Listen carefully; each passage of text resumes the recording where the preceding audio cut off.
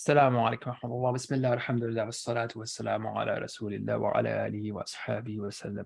So here I wanted to show you some guidance about reflections, especially as new people come in. I think it's a good idea to have a separate video about it. So as we read the Kitab of Allah subhanahu wa ta'ala, these are some facilitating questions that you can think about. Okay, and as you see our recordings of Surah Al-Kahf, you'll see how we apply it.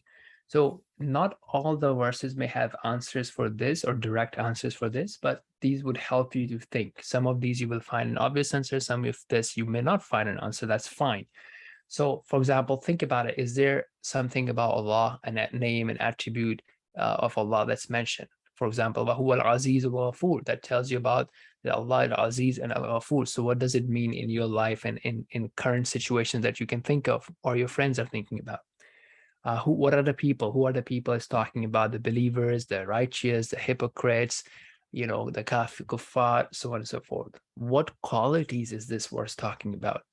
And then ask yourself, how do I do in terms of those qualities? How can I improve? What qualities or what are the people that Allah loves? So I befriend them. I apply those qualities. I practice those qualities and those habits. Is it helping me? Is it reminding me to shift my focus from some short-term thing that I'm focused on to some long-term thinking? Is there a promise of Allah subhanahu wa ta'ala in this verse? Okay. What does it teach about powerful mindset? And then you can use all this information, these questions, to make it in an advice form. If you were to advise yourself, okay, or if you were to advise a friend, how would you change that? How would you make it into an advice? Okay, so these are some of the things to think about. I won't be giving examples, but as you go through our series, you will see many different examples.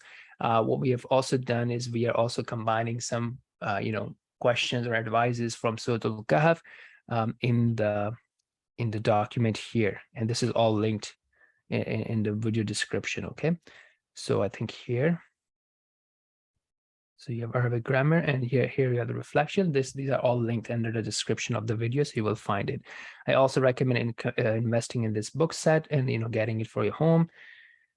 Lastly, as we do reflection, as I said, look, here use it for deriving reminders. Do not come up with a new knowledge or a new hukum or a new command or a new understanding of the deen, because that can be erroneous, right? So if you haven't heard or verified with a scholar, be very careful about yourself. As an example, there's a verse in Quran that says, Ya ayyuhalladhina amanu la yadurrukum man dhalla idha ihtadaytum. O you who have believed, the one who is misguided will not affect you, will not harm you, as long as you are guided. Okay. Now, if someone, say, okay, yeah, I read this, and this means that I don't need to advise people who are wrongdoers, people who are disbelievers, people who are disobeying Allah subhanahu wa ta'ala, that will be a wrong understanding. But if he or she walks away with a reminder that I need to focus on oneself, because he or she has heard it, that it's a very Islamic concept, they have heard it from a scholar, and they take it as a reminder that how am I not focusing on myself? That's fine.